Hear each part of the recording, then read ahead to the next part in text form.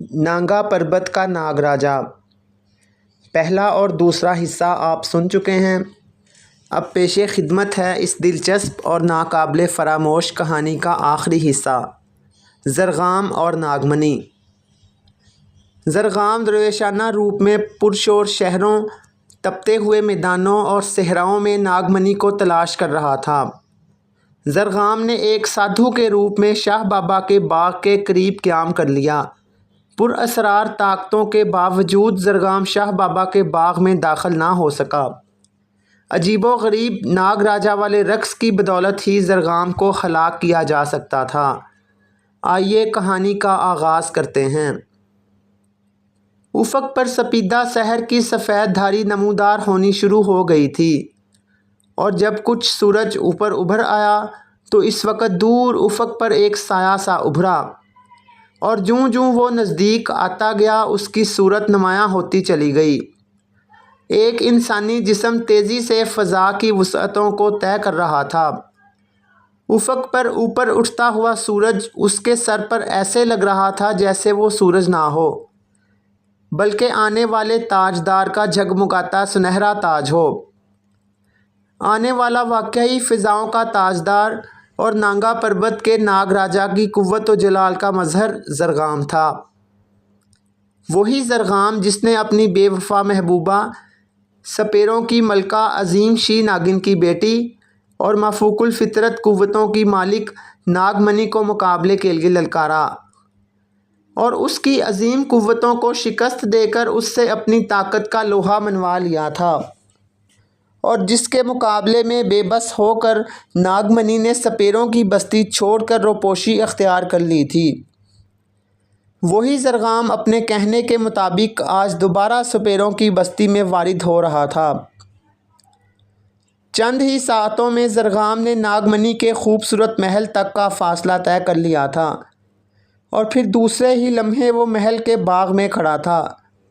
اس کے جسم پر کل والے پرانے چیتھڑے نہیں تھے، بلکہ آج وہ بہترین شاہانہ لباس میں ملبوس تھا۔ اس کے سر پر انمول جواہرات سے مرصع ایک خوبصورت تاج رکھا ہوا تھا۔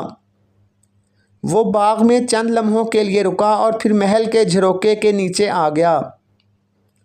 ناگمنی، سامنے آؤ اور میرا استقبال کرو۔ یقیناً تمہیں اپنی عادت کے مطابق اپنے چاہنے والے سے مل کر بڑی خوشی حاصل ہوگی۔ زرغام نے آواز لگائی اور ناگمنی کے باہر نکلنے کا انتظار کرنے لگا، لیکن جب کافی دیر تک ناگمنی باہر نہ نکلی تو وہ لمبے لمبے ڈگ بھرتا ہوا محل کی سیڑھیوں کی طرف بڑھا اور اندر داخل ہو گیا۔ محل پر ایک ہو کا عالم چھایا ہوا تھا، اور اس میں کسی ذی روح کے بسنے کے آثار نظر نہیں آ رہے تھے۔ وہ سیدھا اندرونی کمروں کی طرف بڑھا اور حال میں سے گزرتا ہوا ناگمنی کی خوابگاہ تلاش کرنے لگا۔ اس نے خوابگاہ کا دروازہ ایک دھکے سے کھولا، پھر دروازے پر لٹکے ہوئے ناگمنی کے سفید ریشمی رومال پر اس کی نظر پڑی۔ اس نے رومال پر لکھی ہوئی خون آلود تحریر پڑھی، اور دوسرے ہی لمحے اس نے ایک زوردار اور بھیانک قہقہا لگایا۔ ناگمنی، میرے مقابلے میں اپنے آپ کو بے بس پا کر تم آخرکار بھاگ ہی گئیں۔ تم فرار ہو کر مجھ سے روپوش ہونے کی کوشش کر رہی ہو، لیکن نادان لڑکی، یہ تمہاری بھول ہے۔ تم اب بھی زرغام کی قوتوں کا صحیح اندازہ لگانے میں ناکام رہی ہو۔ دنیا کے کسی بھی گوشے میں تم زرغام کی نگاہوں سے نہ بچ سکو گی۔ تم نے پاگل پن کا ثبوت دیا ہے ناگمنی۔ اس نے دوبارہ ایک قہقہا لگایا اور محل سے باہر نکل کر فضا کی بلندیوں میں غائب ہوتا چلا گیا۔ تھوڑی ہی دیر بعد زرغام نانگا پربت کے ناگ راجا کے مسکن میں تھا۔ ناگ راجا کا مسکن اب سنگ سفید کا ایک غار نہیں تھا۔ راتوں رات اس میں ایک عجیب تبدیلی رونما ہو گئی تھی۔ اب اس میں ایک شاہانہ خوابگاہ کے علاوہ دوسرے دو بہترین کمرے بھی تھے، جن میں بہترین گاؤ تکیے، قالین اور مسہریاں بچھی ہوئی تھیں، اور وہ ہر طرح سے آراستہ و پیراستہ کمرہ بن گیا تھا۔ وہ کچھ دیر کے لیے مسہری پر بیٹھا اور پھر اٹھ کر دوسرے کمرے میں چلا گیا۔ کمرے کے بالکل وسط میں سنگ مرمر کا ایک بہت بڑا پتھر پڑا ہوا تھا، جس کے اوپر ایک بہت بڑا سنگی پیالہ رکھا ہوا تھا۔ پیالے میں سبزی مائل صاف اور شفاف پانی بھرا ہوا تھا۔ زرغام ایک لمحے کے لیے پتھر کے پاس جا کر رکا اور پھر پانی سے بھرے پیالے پر جھک گیا۔ اس نے اپنی زرتار قبا کی پیٹی سے لکڑی کا ایک چھوٹا سا ڈنڈا نکالا اور اس سے پیالے میں بھرے ہوئے پانی کو ہلایا۔ پانی میں چند لہریں سی اٹھی تھیں اور پھر وہ ساکن ہوتا چلا گیا۔ زرغام بڑبڑا رہا تھا، ابوچی جاگو، کیا تم میری بات سن رہے ہو؟ ہاں میرے آقا، میں جاگ رہا ہوں، آپ کی بات سن رہا ہوں اور حکم کا منتظر ہوں۔ پیالے کی تہہ میں ایک ننھے سے انسانی سر کا عکس نمودار ہو گیا تھا۔ ابوچی، سپیروں کی ملکہ ناگمنی میرے مقابلے میں بے بس ہو کر کہیں روپوش ہو گئی ہے۔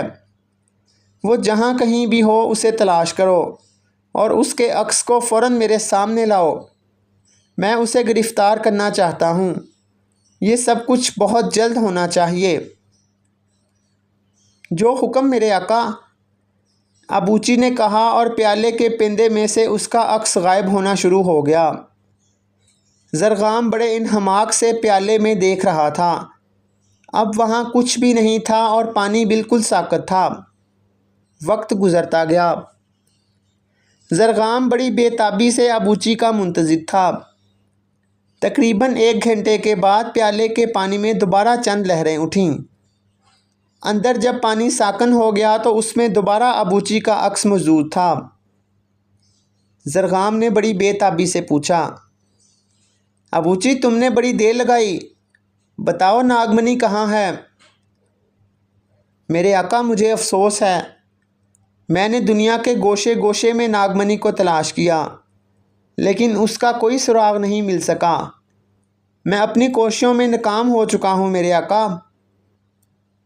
ابوچی تم بکواس کر رہے ہو، ناگمنی کہیں روپوش ہو چکی ہے، وہ کہیں چھپ گئی ہے، تم دوبارہ جاؤ اور اسے تلاش کرو۔ یاد رکھو میں تمہارے منہ سے دوبارہ ناکامی کا لفظ سننا برداشت نہیں کروں گا۔ پانی کی سطح پر دوبارہ چند لہریں اٹھیں اور پھر غائب ہو گئیں۔ زرغام اب بھی پیالے کی سطح کو بغور دیکھ رہا تھا۔ کافی وقت گزرنے کے بعد پانی کی سطح پر دوبارہ ہلچل سی پیدا ہوئی اور ابوچی کی آواز سنائی دی، میرے مالک، میں نے دوبارہ دنیا کا کونا کونا چھان مارا ہے لیکن ناگمنی کا کوئی سراغ نہیں مل رہا۔ میرے خیال میں ناگمنی نے کسی ایسے انسان کی پناہ لی ہے جس کے پاس تاریک قوتوں کے برعکس فدائی اور روحانی طاقت ہے اور جس کی عملداری میں میری نظر کی رسائی ممکن نہیں ہے۔ خاموش ہو جاؤ نکمے کامچور، زرغام گرج کر بولا، دور ہو جاؤ میری نظروں سے۔ اس وقت دنیا کے کسی بھی انسان کے پاس مجھ سے زیادہ قوت و طاقت نہیں ہو سکتی۔ میں دنیا کا عظیم ترین انسان ہوں اور دنیا کی ہر طاقت میرے سامنے ہیچ ہے۔ اب میں بذات خود ناگمنی کو تلاش کروں گا اور دیکھوں گا کہ وہ دنیا کے کن پردوں میں غائب رہ کر میری نظروں سے اپنے آپ کو چھپا سکتی ہے۔ اور پھر دوسرے ہی دن زرغام اپنے ہاتھ میں ترشول اور گلے میں کچکول ڈالے درویشانہ روپ میں کریا با کریا اور شہر با شہر ناگمنی کی تلاش میں پھرنے لگا۔ اس نے جہاں ایک طرف اسے پرشور شہروں میں تلاش کیا تو دوسری طرف تپتے ہوئے میدانوں اور صحراؤں میں بھی اسے ڈھونڈا، لیکن بے سود۔ ناگمنی کو نہ ملنا تھا اور نہ ملی۔ گزرتے گزرتے 5 سال کا طویل عرصہ گزر گیا اور ناگمنی کی اس طویل ترین تلاش نے زرغام کی آتش غضب کو اور بھی ہوا دی۔ اس نے یہ عہد کر لیا تھا کہ چاہے اس کی ساری زندگی ہی اس سفر میں کیوں نہ ختم ہو جائے، وہ ناگمنی کو تلاش کر کے ہی دم لے گا۔ اور پھر 5 سال کی طویل اور مشکل ترین تلاش کے بعد جب زرغام مادھو پور میں وارد ہوا تو اس کی مخفی قوتوں نے اسے بتایا کہ ناگمنی اسی جگہ کہیں روپوش ہے۔ وہ بڑا خوش تھا اور اسے یقین سا ہو چلا تھا کہ آخرکار اس کی محنت کا ثمر اسے ملنے ہی والا ہے، اور جب ناگمنی کبھی اسے مل جائے گی تو وہ اس سے اپنی تمام زندگی کی بربادیوں اور ناکامیوں کا اچھی طرح سے بدلہ لے سکے گا۔ اور پھر اس نے اس بڑے شہر کے چپے چپے پر اسے تلاش کیا، لیکن وہ اب بھی ناکام رہا تھا۔ پھر ایک دن پھرتے پھراتے وہ مادھو پور کے مضافاتی گاؤں احمد آباد پہنچا۔ احمد آباد ایک چھوٹا سا گاؤں تھا۔ یہ شہر کے جنوب کی طرف واقع تھا۔ اس گاؤں میں نواب سید احمد شاہ کے محلات کے کھنڈرات کے علاوہ ان کا ایک وسیع و عریض باغ اب بھی موجود تھا۔ باغ کا نام نوشاہ باغ مشہور تھا، اور اس کے موجودہ مالک نواب احمد شاہ کے پڑپوتے مولانا سید قطب شاہ تھے، جو شاہ بابا کے نام سے مشہور تھے۔ شاہ بابا کی ذات گرامی مرکز خواص و عوام بنی ہوئی تھی۔ یہ ایک پہنچے ہوئے بزرگ تھے، ہر وقت عبادت و ریاضت اور ذکر و فکر میں محو رہتے۔ ان کے بے شمار مرید تھے۔ شاہ بابا سال کے 12 مہینے سوائے ایام تشریق کے روزے سے رہتے تھے اور نہایت ہی معمولی غذا سے افطار فرماتے تھے۔ احمد آباد پہنچ کر زرغام کو اپنے ماورائی ادراک کے ذریعے معلوم ہوا کہ ناگمنی یہیں کہیں ہے۔ اس نے گھر گھر کو چھانا، اور آخرکار جب شاہ بابا کے باغ کی طرف آ نکلا تو اس نے ناگمنی کی بو کو کچھ زیادہ ہی شدت سے محسوس کیا۔ باغ کے بڑے دروازے سے شاہ بابا کے سینکڑوں عقیدت مند آ اور جا رہے تھے۔ زرغام نے بھی اور لوگوں سمیت اندر جانے کے لیے قدم بڑھایا، لیکن اس کے پیر من بھر کے ہو گئے۔ اس کا جسم سن ہو کر رہ گیا تھا، اور پھر وہ الٹے قدموں دروازے سے باہر نکلا۔ دروازے سے باہر نکلتے ہی وہ اپنے آپ کو پہلے ہی کی طرح تندرست محسوس کرنے لگا تھا۔ وہ اس عجیب صورتحال سے کچھ پریشان سا ہو گیا، لیکن جلد ہی اس نے اپنے آپ پر قابو پا لیا۔ اس بار اندر جانے کے لیے اس نے ایک دوسرا بحروب بھرا۔ اب وہ ایک کبوتر بن گیا تھا۔ جیسے ہی وہ باغ کی فصیل تک پہنچا، اس نے ایسا محسوس کیا جیسے کہ اس کے پر جل رہے ہوں۔ وہ جلدی واپس ہوا۔ وہ حیران و ششدر سا رہ گیا تھا۔ آخر اس نے باغ کے اندر جانے کی مہم کو کسی اور دن پر چھوڑا۔ ویسے اسے معلوم ہو گیا تھا کہ شاہ بابا کوئی معمولی ہستی نہیں ہیں۔ اس نے شاہ بابا کے باغ کے سامنے والے وسیع و عریض میدان میں ڈیرا ڈال دیا، اور پھر چند ہی دنوں میں میدان کے ایک کافی بڑے حصے میں ایک باغ، جس کے ارد گرد گلاب کی بیلوں کی ایک گنجان بھاڑ تھی، نظر آنے لگا۔ باغ کے ایک حصے میں ایک کٹیا بھی بنی ہوئی تھی، اور قسم ہا قسم کے پھولوں کے پودوں اور سایہ دار درختوں کے علاوہ باغ کے بیچوں بیچ ایک بڑا خوبصورت تالاب بھی بن گیا تھا۔ یہ سب کچھ ایک عجیب سرعت سے ہوا، اور پھر لوگ باغ کے اندر کٹیا کے پاس ایک چبوترے پر ایک نوجوان سادھو کو دیکھنے لگے۔ سادھو نوجوان اور بڑا ہی خوبصورت تھا۔ اس کے بدن پر صرف ایک ہی کپڑا رہتا تھا جس سے وہ اپنی ستر پوشی کرتا تھا۔ اس کا بدن بڑا ہی متناسب اور اعضاء سڈول تھے۔ اس کے لمبے لمبے سنہری بال اس کے شانوں پر لہراتے رہتے تھے۔ نوجوان سادھو ہر وقت آنکھیں بند کیے رہتا تھا، البتہ کبھی کبھار وہ بنسری اٹھاتا اور پھر ایک عجیب و غریب لہر بنسری سے نکل کر فضا میں بکھر جاتی۔ ایسا لگتا جیسے دور آکاش کنارے کوئی دیوتا مدھم لے میں نغمے بکھیرتا اپنی محبوبہ دیوی کو بلا رہا ہو۔ بنسری کی آواز سن کر راہ چلتے لوگ رک جاتے اور غیر محسوس طریقے سے ان کے قدم باغ کے اندر داخل ہو جاتے، اور پھر رفتہ رفتہ نوجوان سادھو کی بنسری کے سامعین کی تعداد میں اضافہ ہوتا ہی چلا گیا۔ ضعیف العقیدہ مسلمان اسے کوئی پہنچا ہوا بزرگ اور ہندو اسے کرشن کا اوتار سمجھنے لگے تھے۔ وہ ہر وقت خاموش آنکھیں بند کیے بیٹھا رہتا تھا۔ رات کے وقت جب اس کی بنسری کی آواز فضا میں نغمے بکھیرتی تو لوگ نوجوان سادھو کے باغ میں جانے پر مجبور ہو جاتے۔ مردوں کے ساتھ ساتھ عورتیں بھی باغ میں آنے لگی تھیں اور پھر رفتہ رفتہ ان کی تعداد بڑھتی ہی چلی گئی۔ بنسری کی مدھر تانیں نوجوان لڑکیوں کے دلوں کی دھڑکنیں بن گئی تھیں۔ بنسری کی دلکش آواز نہ صرف احمد آباد کے گاؤں میں اپنا جادو جگا رہی تھی بلکہ حیرت انگیز طور سے اس کی آواز مادھو پور میں بھی سنائی دینے لگی تھی اور کوئی بھی اس حیرت ناک واقعے کی توجیہ نہیں پیش کر سکتا تھا۔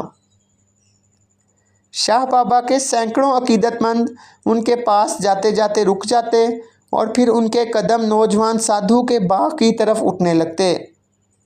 یہی زرغام کا مقصد اولین تھا۔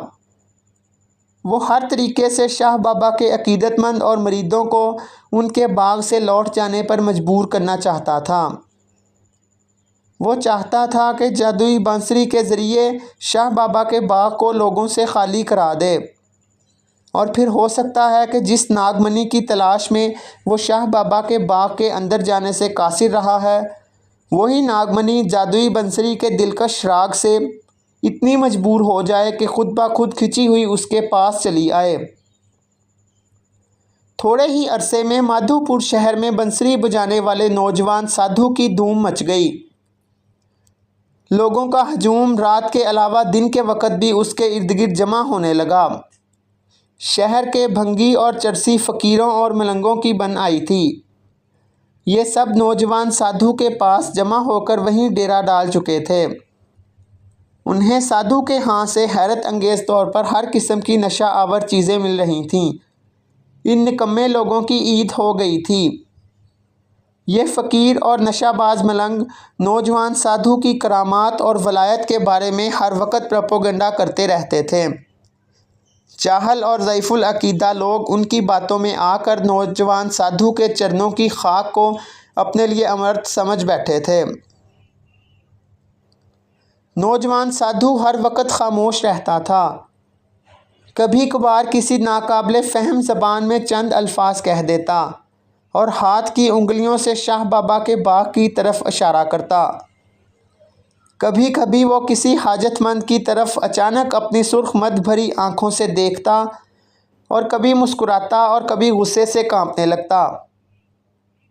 کبھی کبھار کسی حاجت مند کی فریاد و زاری سن کر وہ اچانک اس کی طرف دیکھتا اور اس کے خوبصورت ہونٹ نہایت ہی آہستگی اور پروقار طریقے سے کھل جاتے۔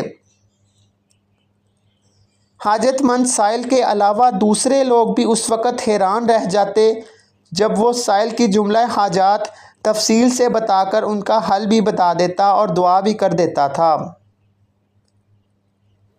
ایک دن نوجوان سادھو لہر میں تھا۔ وہ اپنی جگہ سے اٹھا اور سیدھا تالاب کی طرف گیا اور تالاب کے پانی میں اپنا ایک ہاتھ ڈال کر اعلان کیا کہ آج سے یہ پانی تمام مریضوں کا علاج بن گیا ہے۔ اس کے پینے سے مفلوج فالج سے نجات حاصل کر سکیں گے اور کوڑھی تندرست ہو جایا کریں گے۔ اور پھر یہ بات اتنی شہرت پکڑ گئی کہ مادھو پور کے علاوہ دیگر شہروں سے بھی لوگ نوجوان سادھو کے تالاب کا پانی لینے آنے لگے۔ زرغام کا مقصد پورا ہونے لگا تھا۔ شاہ بابا کے باغ میں جانے والے لوگوں کی تعداد میں بہت زیادہ کمی آ گئی تھی۔ لوگ گروہ در گروہ نوجوان سادھو کے گرد جمع ہونے شروع ہو گئے تھے۔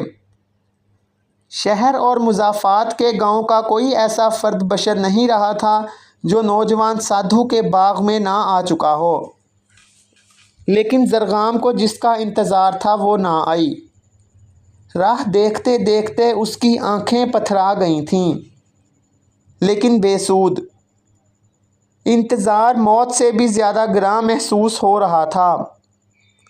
اسے رہ رہ کر شاہ بابا پر غصہ آ رہا تھا، جن کی پناہ میں ناگمنی چھپی بیٹھی تھی۔ وہ ناگمنی جس کے لیے زرغام نے اپنی جوانی کی بھیٹ دی تھی اور اس کا نوجوان جسم ایک بڑے پنجر میں ڈھل چکا تھا۔ اور پھر جب یہی بڑا پنجر دوبارہ جوانی اور بھرپور شباب کا روپ اختیار کر گیا تو اس کے جذبات و احساسات اپنی پہلی جوانی سے ہزارہ گنا زیادہ بھڑک اٹھے تھے۔ وہ زبردست قوتوں کا مالک تھا، لیکن فراق کی آگ میں نہایت بے بسی سے جل رہا تھا۔ اس کی بھرپور جوانی ناگمنی کے مسحور کن شباب اور حسین و جمیل گداز لمس کے لیے تڑپ رہی تھی۔ اس کے جذبات زیادہ سے زیادہ بھڑک رہے تھے اور اس کی بے بس تشنگی پر رفتہ رفتہ غیظ و غضب کی شدت چھاتی جا رہی تھی۔ پھر اس غیظ و غضب میں اس وقت اور بھی اضافہ ہو گیا جب ایک دن شاہ بابا کے ایک مرید نے اسے نہایت ہی عاجزی سے کہا کہ اس کی مسحور کن اور دلکش بنسری کی آواز شاہ بابا کے باغ کے اندر سنائی ہی نہیں دیتی ہے۔ شاہ بابا کے خلاف مورچہ لگانے کے بعد یہ اس کی دوسری زبردست شکست تھی۔ وہ ہر مورچے پر شاہ بابا کی روحانی طاقتوں سے شکست کھا چکا تھا۔ اس کی تاریک قوتیں روحانی طاقتوں کے آگے دم توڑ چکی تھیں۔ اس نے ابھی تک شاہ بابا کو دیکھا بھی نہیں تھا، لیکن یہ احساس ہو رہا تھا جیسے شاہ بابا کی آنکھیں اسے ہر وقت دیکھتی رہتی ہیں۔ اس کے دل میں ایک خوف پیدا ہو گیا تھا۔ وہ اپنی ناکامیوں کا ذمہ دار شاہ بابا کو گردانتا تھا۔ یقیناً شاہ بابا ہی اس کا ایک واحد مخالف تھا۔ بابا قطب شاہ ان تمام حالات سے باخبر ہو چکے تھے۔ ہر فرد کی زبان پر زرغام ہی کا ذکر تھا۔ شاہ بابا کے سچے عقیدت مند ان سے اس سلسلے میں بار بار کوئی عملی قدم اٹھانے کی درخواست کر رہے تھے۔ شاہ بابا ہر ایک کی بات سنتے اور خاموش ہی رہتے۔ ان کی نگاہیں بار بار آسمان کی جانب اٹھ جاتی تھیں۔ ایک دن زرغام اپنے چبوترے پر بیٹھا ہوا تھا۔ چبوترے کے سامنے باغ کا بڑا دروازہ ہمیشہ کھلا رہتا تھا۔ یہ دروازہ شاہ بابا کے باغ کے دروازے کے سامنے تھا۔ شاہ بابا کے باغ میں داخل ہونے والے اور باہر نکلنے والے تمام افراد زرغام کی نظروں کے سامنے ہوتے تھے۔ اس وقت زرغام نے ایک سرکاری جیپ کو بابا قطب شاہ کے باغ کے دروازے پر رکتے دیکھا۔ جیپ میں سے ایک بے ہوش آدمی کو اتارا گیا اور اندر پہنچایا گیا۔ زرغام کو اپنی مافوق الفطرت طاقتوں سے فوراً ہی معلوم ہو گیا کہ بے ہوش آدمی کو اپرادھی قسم کے کسی سانپ نے کاٹا ہے، جس سے بچنا تقریباً محال ہوتا ہے۔ کچھ ہی دیر بعد اس دروازے پر ایک سفید رنگ کی لمبی مرسڈیز کار آ کر رکی۔ اس میں سے ایک نوجوان لڑکا اور ایک لڑکی تیزی سے اترے اور نہایت ہی گھبراہٹ کے عالم میں باغ کے اندر داخل ہوئے۔ زرغام کے منہ سے ایک تیز سیٹی جیسی آواز نکلی، ماہ رخ تم؟ اور پھر تھوڑی ہی دیر بعد اس کی آنکھوں میں زبردست چمک پیدا ہو گئی۔ تقریباً 3-4 گھنٹوں کے بعد زرغام نے اس بے ہوش آدمی، نوجوان لڑکے اور ماہ رخ کو باغ کے اندر سے نکلتے اور کار میں بیٹھتے دیکھا، اور کار آگے بڑھتی چلی گئی۔ زرغام نے باغ میں موجود تمام لوگوں کو پہلے ہی سے چلے جانے کو کہہ دیا تھا۔ وہ فوراً ہی اپنی کٹیا میں گیا اور دوسرے دروازے سے ایک پرندے کی شکل میں فضا میں بلند ہوا۔ وہ مرسڈیز کے عین اوپر پرواز کر رہا تھا۔ مرسڈیز سیدھی قصر شاہین میں داخل ہو گئی۔ دوسرے دن زرغام اپنی پرانی شکل و صورت میں تھا۔ وہی پہلے والا بھوپال کا بوڑھا نحیف و لاغر چچا زرغام بن گیا تھا، ماہ رخ کا چچا زرغام۔ وہ سیدھا قصر شاہین کی طرف بڑھا۔ بڑے گیٹ پر موجود چوکیدار نے اسے روک لیا۔ بابا، اندر کہاں جانا چاہتے ہو؟ بیٹا، زرغام اپنے پوپلے منہ سے بولا، میں ماہ رخ بیٹی سے ملنا چاہتا ہوں۔ اس سے کہنا کہ تمہارا ایک بوڑھا ملازم تم سے ملنا چاہتا ہے۔ میں سخت مصیبت میں گرفتار ہوں بیٹا۔ चौकीदार ने कसर के अंदर जाकर इतला दी। थोड़ी देर बाद एक मुलाजिम बाहर आया और ज़रगाम को अपने साथ अंदर ले गया। माहरुख सफ़ेद लिबास पहने बाग में आरामदाह कुर्सी पर बैठी कुछ बुन रही थी।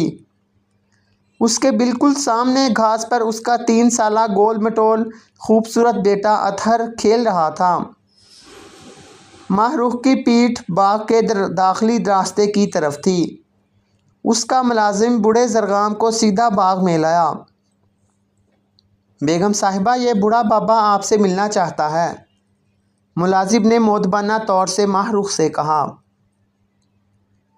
आवाज़ सुनकर माहरुख जूं ही मुड़ी, उसके मुंह से एक दबी सी चीख निकली। ऊन की सलाइयाँ उसके हाथ से गिर पड़ी थीं। चचा आप? वो बौखला सी गई थी। हाँ बेटी माहरुख, मैं तुम्हारा बूढ़ा चचा ज़रगाम हूँ। माहरुख ने मुलाजिम को जाने का इशारा किया। आप यहाँ कैसे आ गए हैं? माहरुख बदस्तूर बौखलाई हुई थी। बेटी, तुमने मेरे साथ बड़े एहसानात किए हैं। मुझे तुमसे एक बड़ा ज़रूरी काम आन पड़ा है। मुझे तुम्हारी मदद की ज़रूरत है। मुझे उम्मीद है कि मेरी बेटी मुझे नाउम्मीद नहीं लौटाएगी। ज़रगाम ने बड़े ही आजिज़ लहजे में माहरुख से कहा। भला मैं एक कमज़ोर और बेबस औरत आपकी क्या मदद कर सकती हूँ? बेटी, तुम सब कुछ कर सकती हो। मैंने तुम्हें बड़े दुख दिए हैं। तुम्हारे मुझ पर इनगंत एहसानात हैं। अब एक एहसान और कर दो। बेटी, मैं तुम्हें तुम्हारे एहसानात का पूरा पूरा बदला दूंगा, ज़रगाम ने कहा। और माहरुख के होंठों पर एक तंजिया मुस्कुराहट खेलने लगी। मेरे चचा, मेरे ख्याल में तो मैंने आपके लिए कुछ किया ही नहीं है। अगर मैंने वाकया ही कुछ किया होता तो मैं हिमालय की तराई में बेयारो मददगार भटकने के लिए अकेली ना छोड़ी जाती। मैं अपनी मौजूदा जिन्स को भी बखूबी महसूस कर रही हूँ। मैं आज एक मर्द के बजाय एक मुकम्मल औरत हूँ और एक बच्चे की माँ। आखिर मैंने तुम्हारे साथ क्या बुराई की थी? तुमने मुझे सारी ज़िंदगी रोने के लिए छोड़ दिया। माहरुख बोले जा रही थी और उसकी आंखों से आंसुओं की लड़ी लग गई थी। ज़रगाम ने बड़ी शफ़क़त से उसके सर पर हाथ फेरा। बेटी, मुझे अपने किए पर निदामत है। मैं तुमसे सख्त शर्मिंदा हूँ। अगर तुम चाहो तो मैं अब भी तुम्हें मर्द बना सकता हूँ, लेकिन मैं देख रहा हूँ कि तुम अब एक खूबसूरत घर की मालका और एक खूबसूरत बच्चे की माँ भी हो।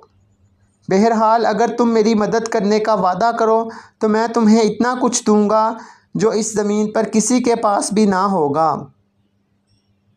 बेटी, वादा करो तुम मुझे नाउम्मीद नहीं करोगी।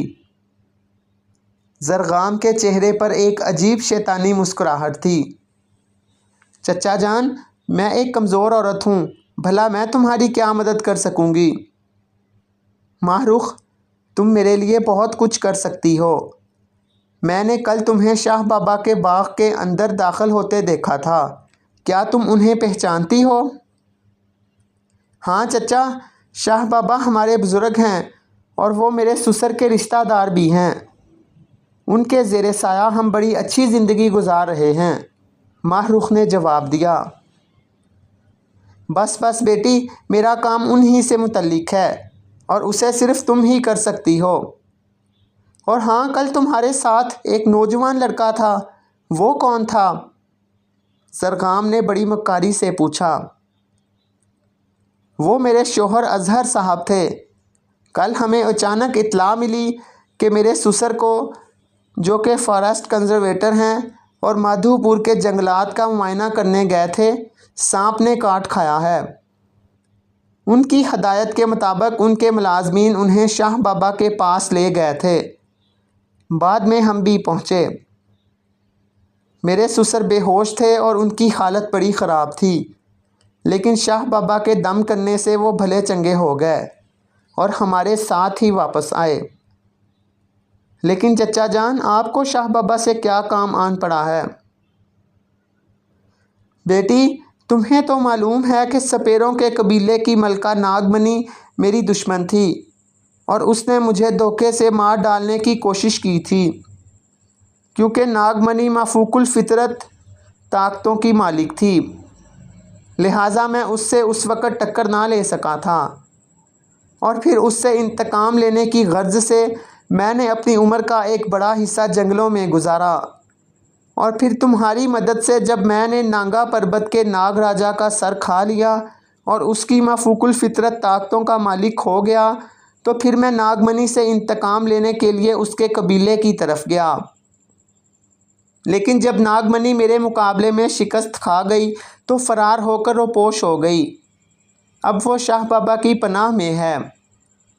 میں نے شاہ بابا کے باغ میں داخل ہونے کے لیے بڑے جتن کیے لیکن ناکام رہا ہوں۔ میں ناگمنی کے باہر نکلنے کا منتظر ہوں۔ جس وقت بھی ناگمنی شاہ بابا کے احاطے سے باہر آئے گی وہ میری گرفت میں ہوگی اور پھر میں اس سے انتقام لے سکوں گا۔ اور بیٹی ماہ رخ، ناگمنی کو صرف تم ہی باہر نکال کے لا سکتی ہو۔ میں تمہیں ایک ہار دے رہا ہوں، یہ ہار تمہیں ناگمنی کے گلے میں ڈالنا ہوگا اور ناگمنی خود بخود باہر چلی آنے پر مجبور ہوگی۔ زرغام نے ہار ماہ رخ کو دیتے ہوئے کہا۔ کیا کہا آپ نے چچا جان؟ کیا آپ نے اس نوجوان سادھو کا روپ تو نہیں دھارا ہے جو آج کل مادھو پور اور احمد آباد کے لیے ایک فتنہ عظیم بن گیا ہے؟ ہاں بیٹی، میں ہی وہ نوجوان سادھو ہوں۔ میں نے اپنی مافوق الفطرت طاقتوں کی بدولت یہ سب روپ دھارے ہیں، لیکن یہ سب کچھ میں نے ناگمنی اور صرف ناگمنی کے حصول کے لیے کیا ہے، زرغام نے جواب دیا۔ چچا زرغام، تم تو ننگے انسانیت ہو، اتنی بد کرداریوں کے باوجود بھی اب تم اس لڑکی سے مدد کے طالب ہو جسے تم بیٹی کے نام سے پکارتے ہو۔ تمہیں شرم آنی چاہیے ظالم انسان، فوراً یہاں سے چلے جاؤ اور کبھی تم یہاں آنے کی جرات نہ کرنا۔ ماہ رخ غصے سے لرز رہی تھی۔ زرغام پہلے تو ماہ رخ کو بڑی حیرت سے دیکھنے لگا اور پھر اس کا چہرہ غصے سے سرخ ہوتا گیا۔ خاموش گستاخ لڑکی، تم نے بہت زیادہ بد زبانی کر لی ہے۔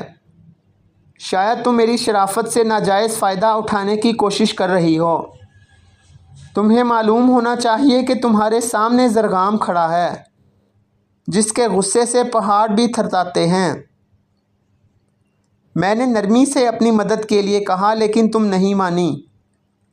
اب میں تمہیں حکم دے رہا ہوں اور تمہیں اس کی تعمیل کرنی ہے، زرغام گرج کر بولا۔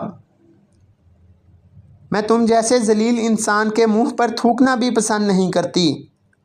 میں پہلے بھی ناسمجھی میں تمہارے ناپاک عزائم کامیاب بنا چکی ہوں، جس کی وجہ سے میں اب اپنے آپ کو مجرم تصور کرتی ہوں۔ میں تم سے دوبارہ کہہ رہی ہوں کہ میرے مکان سے نکل جاؤ، ورنہ تمہارے لیے اچھا نہیں ہوگا۔ ماہ رخ بفر گئی تھی۔ ماہ رخ، خوب سوچ لو، اپنی اور اپنے خاندان کی تباہی کو دعوت نہ دو۔ میری بات مان جاؤ، میں تمہیں آخری موقع دے رہا ہوں۔ زرغام اور ماہ رخ کے مابین تلخ کلامی سن کر اس کا شوہر اظہر بھی باہر نکل آیا تھا اور حیرت سے بوڑھے زرغام کی طرف دیکھ رہا تھا۔ ماہ رخ اب غصے کی شدت سے کانپ رہی تھی۔ چلے جاؤ یہاں سے مکروہ انسان، دور ہو جاؤ میری نظروں سے، ماہ رخ چیخی۔ پھر دوسرے ہی لمحے زرغام کا تھپڑ اس کے منہ پر پڑ چکا تھا، وہ دوسری طرف الٹ گئی تھی۔ زرغام کی آنکھوں میں ایک عجیب خوفناک چمک پیدا ہو گئی تھی۔ وہ لپکا اور پھر جلدی اس نے ماہ رخ کے چھوٹے بچے اطہر کو اپنے ہاتھ میں اٹھا لیا۔ بہت اچھا ماہ رخ، ایسے ہی صحیح۔ تیار ہو جاؤ میری سزا کی آگ میں جلنے کے لیے۔ میری سزا تمہیں تمام عمر رلاتی رہے گی، بے وقوف لڑکی۔ اور پھر جیسے ماہ رخ اچانک ہوش میں آ گئی ہو، وہ چیخی، اظہر خیال کرو زرغام منع کو نہ لے جانے پائے۔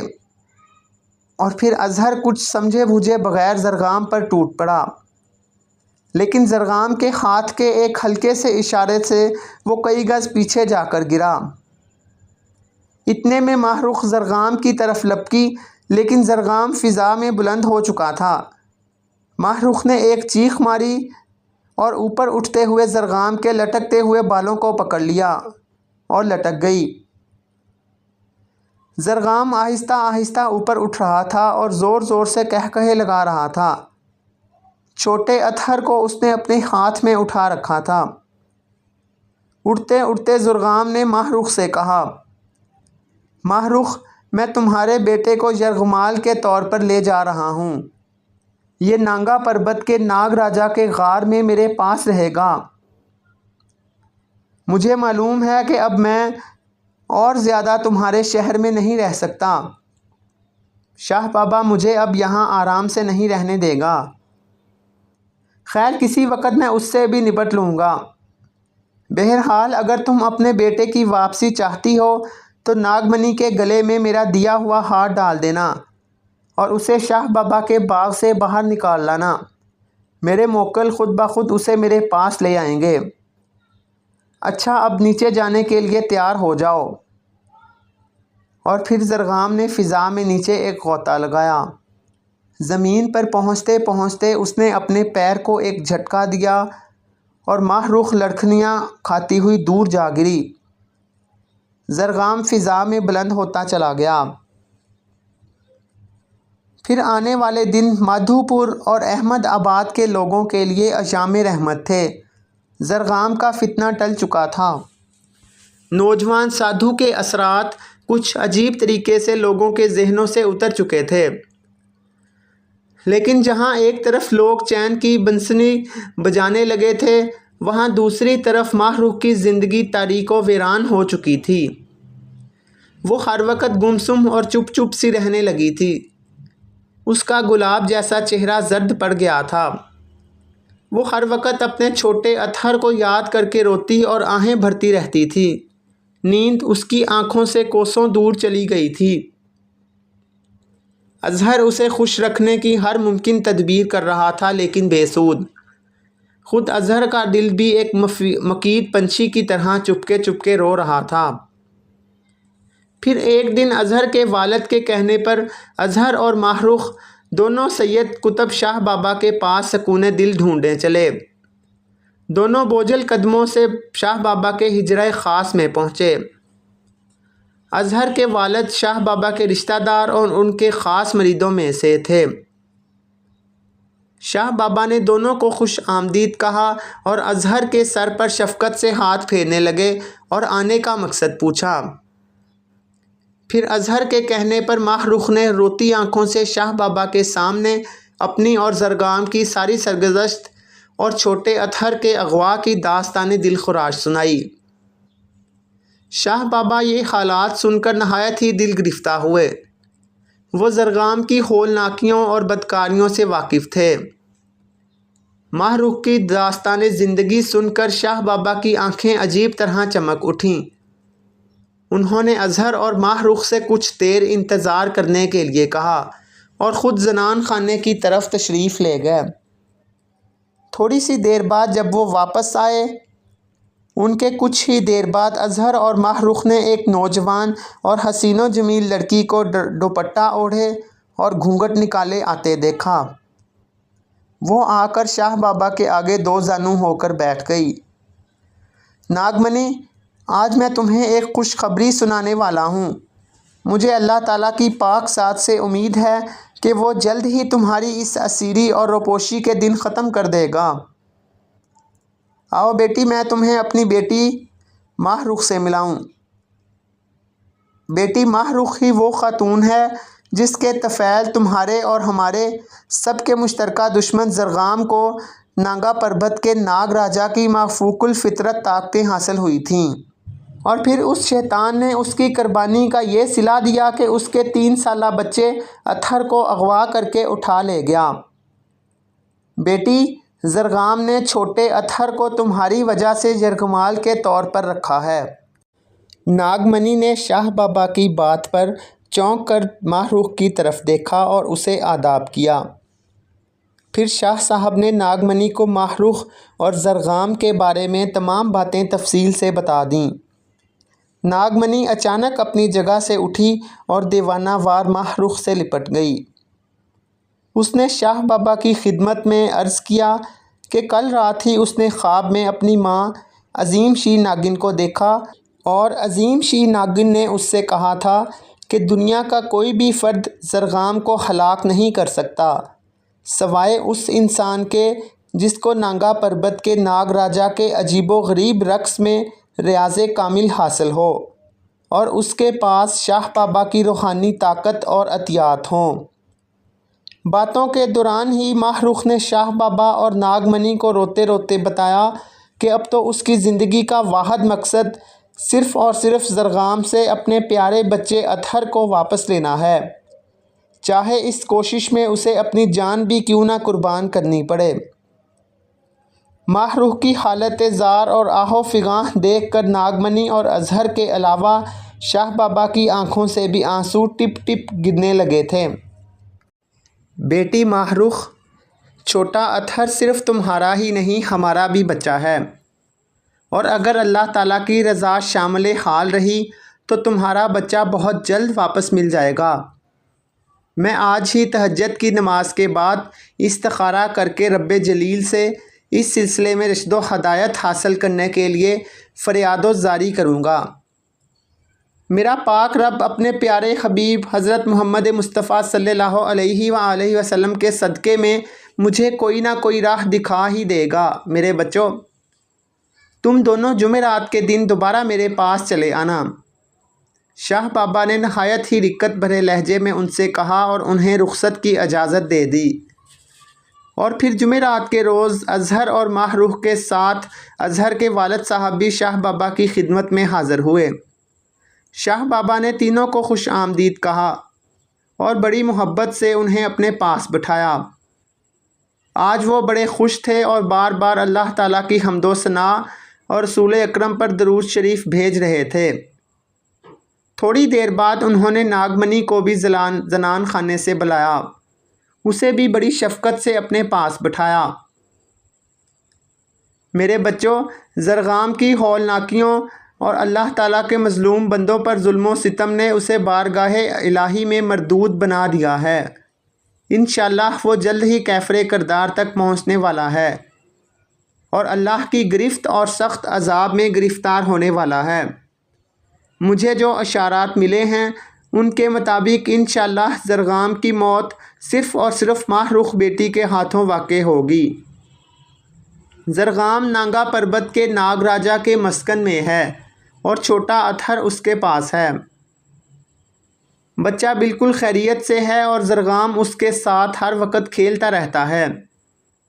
ماہ رخ بیٹی کو نانگا پربت کے سفر پر جانا پڑے گا، لیکن ناگمنی بیٹی اس کے ہمراہ ہوگی۔ مجھے اشارہ ملا ہے کہ زرغام کی موت دنیا کے کسی بھی ہتھیار سے ممکن نہیں ہے، اس کی موت صرف تیغہ سلیمانی سے ظہور پذیر ہو سکتی ہے۔ تیغہ سلیمانی اس وقت میرے پاس ہے اور وہ ہمارے بزرگوں کے وقت سے میراث خاندانی کے طور پر منتقل ہو رہا ہے۔ اس کے متعلق ہمارے اسلاف نے اپنے وصیت ناموں میں بھی یہ انکشاف فرمایا ہے کہ ایک وقت ایسا بھی آئے گا جب اس تیغے کی بدولت لوگ ایک عظیم فتنے سے نجات حاصل کریں گے۔ میرے بچوں، ہمارے زمانے میں اس فتنے کا ظہور ہو چکا ہے۔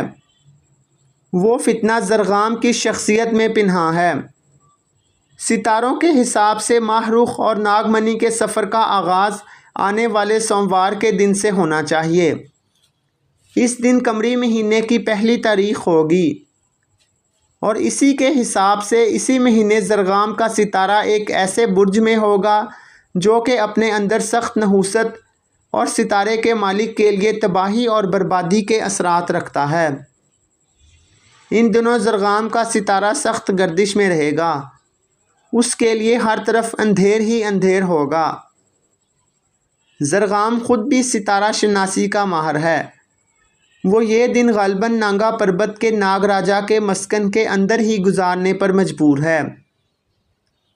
میرے بچوں، روانگی سے قبل میں ماہ رخ کو سلیمانی تلوار اور ایک کراماتی رسی اور ناگمنی بیٹی کو ایک کراماتی بین دوں گا۔ جب اللہ تعالیٰ کے فضل و کرم سے تم دونوں نانگا پربت کے ناگ راجا کے مسکن کے قریب پہنچو گی تو رات ہونے کا انتظار کرو گی۔ رات کے وقت ماہ رخ بیٹی اپنی زبردست قوت و طاقت کے ذریعے ایک بھاری بھرکم پتھر ناگ راجا کے غار کے دہانے پر رکھ دے گی اور کراماتی رسی اس سے باندھ دے گی۔ کراماتی رسی کی بدولت زرغام غار کے اندر سے لاکھ زور لگائے پتھر ہٹانے میں کامیاب نہیں ہو سکے گا، اور اس وقت ناگمنی بیٹی کراماتی بین کے ذریعے ناگ راجا کا محبوب ترین راگ بجانا شروع کر دے گی۔ زرغام ناگ راجا کے دل پسند راگ کو سن کر غار سے باہر نکلنے کے لیے بے تاب ہو جائے گا اور غار کے دہانے سے پتھر ہٹانے کے لیے زور آزمائی شروع کر دے گا اور تھک کر چور ہو جائے گا۔ جوں جوں زرغام تھکتا جائے گا اس پر غیظ و غضب طاری ہو جائے گا، حتیٰ کہ غیظ و غضب کے عالم میں اس کی دماغی صلاحیتیں ختم ہونا شروع ہو جائیں گی۔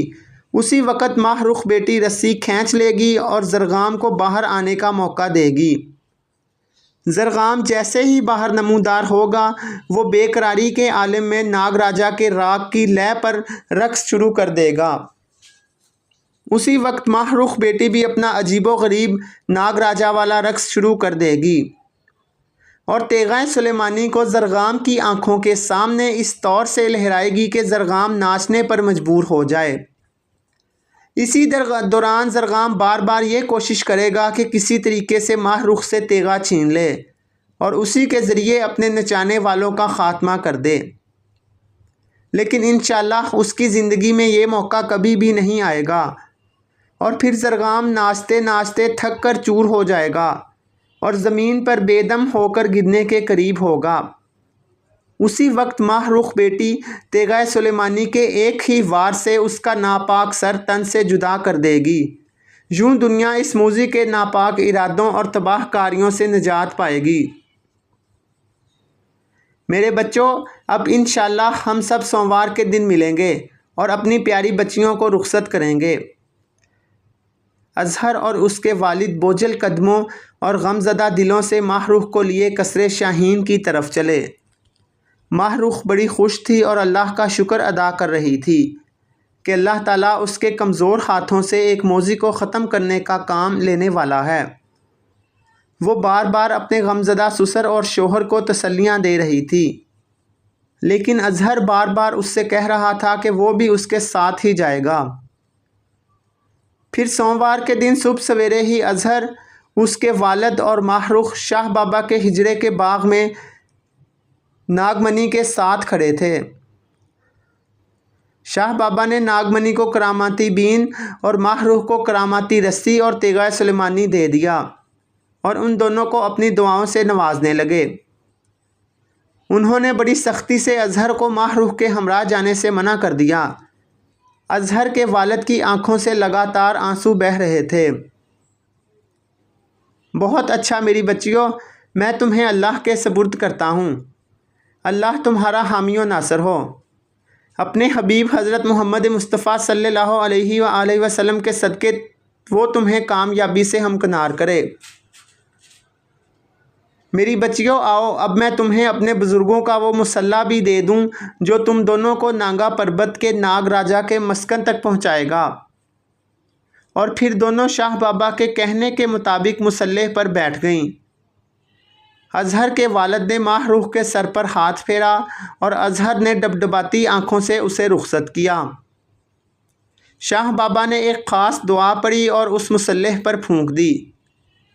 مصلی آہستہ آہستہ پائیں باغ سے اٹھ کر فضا میں بلند ہوا اور پھر نظروں سے اوجھل ہوتا گیا۔ شام کا جھٹپٹا ہونے کے قریب تھا جب مصلی نانگا پربت کے ناگ راجا کے مسکن کے سامنے والے میدان سے ہٹ کر اوٹ میں پڑے ہوئے ایک بہت بڑے پتھر پر اتر گیا۔ ماہ رخ اور ناگمنی دونوں مصلی سے نیچے اتریں اور مصلی کو لپیٹ کر ساتھ لائے ہوئے تھیلے میں رکھ دیا۔ دونوں رات ہونے کا انتظار کرنے لگیں۔ تھوڑی دیر بعد جب تاریکی خوب پھیل گئی تو ماہ رخ نے اسی بھاری بھرکم پتھر کو جس پر مسلح اترا تھا اٹھایا اور اسے اٹھا کر ناگ راجا کے غار کے دہانے پر رکھ دیا اور جلدی سے کراماتی رسی اس کے باندھ دی۔ اس کا دوسرا سرا لے کر ماہ رخ غار کے سامنے والے میدان میں بیٹھ گئی اور تیغہ سلیمانی لے کر رقص کے لیے تیار ہو گئی۔ ناگمنی نے بھی اپنی بین سنبھالی اور رات گہری ہونے کا انتظار کرنے لگی۔ آج کے اس انتظار نے ماہ رخ کو کئی برس پہلے کی وہ رات یاد دلائی جب وہ اسی طرح تلوار ہاتھ میں لیے نانگا پربت کے ناگ راجا کے نکلنے کے انتظار میں تھی۔ آج تاریکی گہری سے گہری تھی اور ہاتھ کو ہاتھ سجھائی نہیں دے رہا تھا، جبکہ وہ رات پورنماشی کی رات تھی اور ہر طرف چاند کی خنک روشنی پھیلی ہوئی تھی۔ اور پھر تھوڑی دیر بعد ماہ رخ کے کہنے پر ناگمنی نے بین کو منہ سے لگایا۔ ایک عجیب دل آویز اٹھان سے ناگ راجا کے محبوب راگ کی لے شروع کر دی۔ یہ ایک عجیب و غریب دلکش لے تھی۔ ماہ رخ کو ایسا محسوس ہوا جیسے اس کا دل لے کی بے پناہ دل فریبی نے اپنے قبضے میں لے لیا ہو۔ وہ بے اختیار سی ہو گئی تھی اور اس کا انگ انگ رقص کے لیے مچل اٹھا تھا۔ اس نے ناگمنی کی طرف دیکھا، اس کا حسین و جمیل چہرہ ایک عجیب روشنی لیے دمک رہا تھا۔ اس کی حسین آنکھوں میں ایک عجیب طرح کا نشہ سا چھا گیا تھا۔ وہ کراماتی بین کی عجیب و غریب لے میں گم ہو گئی تھی اور اس پر سحر سا چھا گیا تھا۔ اور پھر ایک عجیب و غریب بات ظہور میں آئی۔ تیغہ سلیمانی سے روشنی کی کرنیں پھوٹنی شروع ہو گئیں۔ یہ کرنیں اتنی چمکیلی تھیں کہ ان کی چمک سے میدان کا ذرہ ذرہ نظر آنے لگا تھا۔ ماہ رخ نے ناگمنی کی طرف دیکھا۔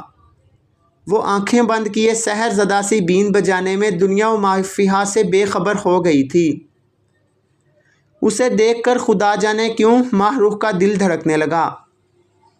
اس کے دل میں ایک عجیب خواہش نے سر اٹھانا شروع کر دیا تھا۔ اس نے چاہا کہ وہ دوڑ کر جائے اور ناگمنی کے حسین و جمیل چہرے کو اپنے دونوں ہاتھوں میں لے کر بے تحاشا پیار کرے۔ اور پھر ماہ رخ کے حسین تخیلات بکھر گئے جب اس نے ناگ راجا کے مسکن کے اندر سے ایک زبردست پھنکار کی آواز سنی، اور پھر بھیانک پھنکار کے ساتھ ساتھ زبردست ٹکروں کی آوازیں بھی سنائی دیں۔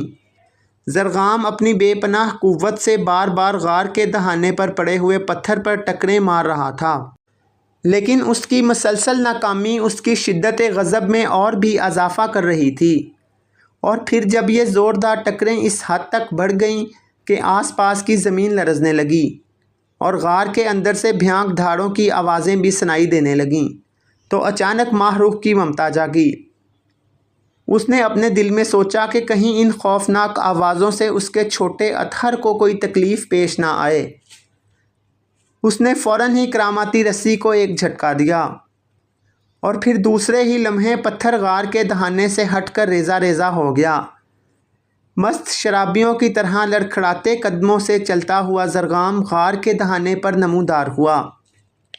اس کی آنکھیں لال انگارہ بنی ہوئی تھیں اور شعلے برسا رہی تھیں۔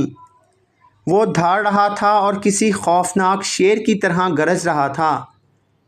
پھر جیسے ہی اس کی نگاہ ناگمنی اور ماہ رخ پر پڑی، وہ چونک سا گیا۔ اس نے مست شرابیوں کی طرح ایک قہقہہ لگایا اور ان کی جانب لپکا، لیکن لڑکھڑا سا گیا۔ کراماتی بین سے امڑتی ہوئی ناگ راجا کے محبوب راگ کی لے اس کے حواس پر چھا رہی تھی اور انہیں معطل کیے دے رہی تھی۔ وہ لڑکھڑا لڑکھڑا کر آگے بڑھ رہا تھا اور پھر جیسے کسی نادیدہ قوت نے اس کے دونوں ہاتھ اٹھا دیے اور پھر وہ بھی رقص کرنے لگا۔ وہ لہرا لہرا کر اور جھوم جھوم کر بین کی لے پر اور ماہ رخ کے لہراتے اور چکا چوند پیدا کرتے ہوئے تیغے کے مختلف زاویوں پر مستانہ وار ناچنے لگا۔ تیغہ سلیمانی سے روشنی کی کرنیں پھوٹ رہی تھیں اور زرغام کی آنکھوں پر پڑ رہی تھیں۔ زرغام نے اپنی دونوں آنکھوں کو ماہ رخ کی آنکھوں پر مرکوز کر دیا۔ ماہ رخ کو ایسا محسوس ہو رہا تھا جیسے وہ زرغام کی آنکھوں کی بے پناہ کشش میں گرفتار ہو رہی ہو۔ 2-3 بار ماہ رخ نے محسوس کیا جیسے آہستہ آہستہ زرغام اس کی طرف بڑھ رہا ہو اور اس کے ہاتھ سے تیغہ اچکنے کی کوشش کر رہا ہو، لیکن ہر دفعہ وہ تیغے کو زرغام کے قبضے میں نہ جانے دینے کی کوشش میں کامیاب ہو جاتی۔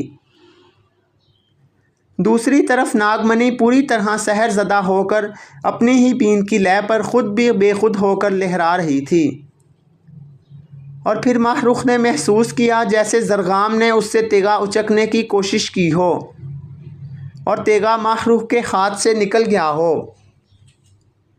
پھر اسی وقت فضا میں زرغام کے سر کے عین اوپر اس کی آنکھوں کے سامنے بجلی کا ایک زبردست کڑاکا ہوا اور تیغہ سلیمانی زرغام کے ہاتھوں میں جاتے جاتے رہ گیا اور زمین پر گر گیا۔ زرغام نے ایک بھیانک چیخ ماری اور اپنے دونوں ہاتھوں سے اپنی آنکھیں چھپانی چاہیں۔ اسی وقت فضا میں بابا قطب شاہ کی آواز سنائی دی، ہوشیار بیٹی ماہ رخ، ہوشیار بیٹی، گھبرانے کی کوئی بات نہیں ہے، میں تمہاری مدد کے لیے آ گیا ہوں، تیغہ جلدی سے اٹھا لو۔ اور پھر ماہ رخ، زرغام اور ناگمنی تینوں نے بیک وقت آسمان کی طرف دیکھا۔ بابا قطب شاہ اپنے مسلح پر بیٹھے ان کے سروں پر معلق تھے۔ ان کے ایک ہاتھ میں ایک لمبی سی تسبیح تھی اور دوسرے ہاتھ میں پانی سے بھرا ہوا کٹورا، اور جیسے ہی زرغام نے اپنی نگاہیں اوپر اٹھائیں، شاہ بابا نے کٹورے میں بھرا ہوا پانی اس کے چہرے پر پھینک دیا۔ زرغام نے ایک ایسی بھیانک اور دلدوز چیخ ماری کہ آس پاس کے پہاڑ تھرا اٹھے اور ان کی چوٹیوں سے بڑے بڑے پتھر نیچے گرنے لگے۔ اس نے چیختے ہوئے اپنی آنکھوں کو زور سے دبایا، میں اندھا ہو گیا ہوں، بالکل اندھا، میں کچھ بھی نہیں دیکھ رہا۔ بوڑھے، تو نے میری آنکھوں میں کیا گرا دیا ہے؟ تو نے مجھے اندھا کر دیا ہے، میں تجھے زندہ نہیں چھوڑوں گا۔ اور پھر بابا قطب شاہ کی آواز آئی، زرغام، تم میرا کچھ بھی نہیں بگاڑ سکتے، میرا خدا میرے ساتھ ہے اور جس نے تمہیں بھی پیدا کیا ہے۔ بد کردار انسان، تو نے قوانین خداوندی میں رخنہ اندازی کرنا چاہی، تو نے اللہ کے مظلوم بندوں کا ناحق خون اپنے سر لیا ہے، اب تجھ پر اللہ کا قہر نازل ہو چکا ہے۔ میں نے تیری آنکھوں میں اللہ کی مقدس ترین کتاب قرآن کریم کا تلاوت شدہ پانی گرا دیا ہے، اور اس برکت سے تو اندھا ہو گیا ہے، اب تو مرنے کے لیے بھی تیار ہو جا۔ بیٹی ماہ رخ، تلوار اٹھاؤ اور اس کا کام تمام کر دو۔ اور پھر دوسرے ہی لمحے ماہ رخ نے تیغہ سلیمانی کی ایک ہی ضرب سے زرغام کا سر گیند کی مانند اچھال کے رکھ دیا۔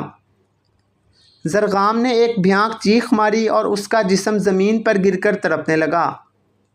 فوراً ہی اس کے لرزتے کانپتے جسم نے ایک جھرجھری سی لی اور اسے آگ لگ گئی، اور وہ پھر تھوڑی دیر بعد جل کر خاکستر ہو گیا۔ دوسری طرف زرغام کا سر گیند کی طرح اچھلا اور بدقسمتی سے ناگمنی کی گود میں آن پڑا۔ ناگمنی کے منہ سے ایک زوردار چیخ نکلی، اور پھر جہاں جہاں اس کے بدن پر زرغام کے سر کا ابلتا ہوا خون گرا تھا وہاں آگ لگ گئی، اور ناگمنی بھی تڑپنے اور کراہنے لگی۔ وہ زمین پر گری، اس نے چند ہچکیاں لی اور پھر دم توڑ دیا۔ ماہ رخ جلدی سے اس کی طرف دوڑی اور اس نے ناگمنی کے سر کو اٹھا کر اپنی گود میں رکھا، لیکن اس کی روح قفس انصری سے پرواز کر چکی تھی۔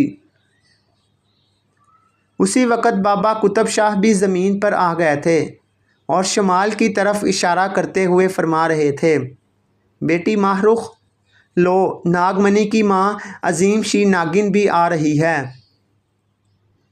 عظیم شی ناگن فضا سے اتری اور بابا قطب شاہ کے قدموں میں جھک گئی۔ بابا قطب شاہ نے کمال شفقت سے اس کے سر پر ہاتھ پھیرا اور کہا، عظیم شی ناگن، ہم تمہاری بیٹی کی جوان موت پر از حد رنجیدہ ہیں، لیکن اس نے راہ حق میں اپنی جان دی ہے، اس نے اپنی جان کی قربانی دے کر لاکھوں بندگان خدا کو ایک عظیم فتنے سے بچایا ہے۔ شاہ بابا، میں آپ کی احسان مند ہوں، آپ نے میری بیٹی کو پناہ دی تھی اور اسے اللہ کے حقیقی دین کا رستہ دکھایا تھا، مجھے اپنی بیٹی پر فخر ہے۔ اس نے آنسو بھری آنکھوں سے بابا قطب شاہ کو دیکھتے ہوئے کہا اور ناگمنی کے سر کو ماہ رخ سے لے کر اپنی گود میں رکھا۔ اس نے ماہ رخ کے سر پر ہاتھ پھیرا اور اسے دعائیں دیتے ہوئے اپنے گلے سے انمول ہیروں والی ایک مالا نکالی اور اس کے گلے میں ڈال دی۔ تھوڑی دیر بعد عظیم شی ناگی نے اپنی بیٹی ناگمنی کی لاش اٹھائی اور فضا میں بلند ہو کر عظیم ناگ دیوتاؤں کے دیس روانہ ہو گئی۔ ماہ رخ اور بابا قطب شاہ دونوں ناگ راجا کے مسکن کے اندر گئے۔ ننھا اتھر ایک خوبصورت سی مسہری پر لیٹا اپنا انگوٹھا چوس رہا تھا۔ اس کے پلنگ کے پاس ہی ایک خادمہ کی لاش پڑی ہوئی تھی۔ ننھے اتھر کے ماتھے کے عین درمیان ایک خلگی والے ناگ کا عکس جھلک رہا تھا۔ ننھا اتھر بابا قطب شاہ اور اپنی ماں کو دیکھ کر ہنسنے لگا اور ماں کی طرف اپنے چھوٹے چھوٹے ہاتھ پھیلا دیے۔ ماہ رخ نے بڑھ کر اسے جلدی سے اپنی گود میں اٹھایا اور سینے سے لگا کر بے تحاشا بھینچنے لگی۔ بابا قطب شاہ نے چھوٹے اتھر کی تھوڑی کو چھوتے ہوئے کہا، ننھے بیٹے اتھر، جاتے جاتے تمہاری امی کا چچا جان تمہیں ایک لاسانی تحفہ دے گیا ہے۔ یہ تمہارے ماتھے پر ہمیشہ چمکتا رہے گا اور اسی کی طرح تم بھی انشاءاللہ ایک دن دنیا میں چمکو گے۔ اور پھر تھوڑی ہی دیر بعد بابا قطب شاہ، ماہ رخ اور ننھا اتھر بابا صاحب کے مصلے پر بیٹھے فضا میں مادھو پور کی طرف محو پرواز تھے۔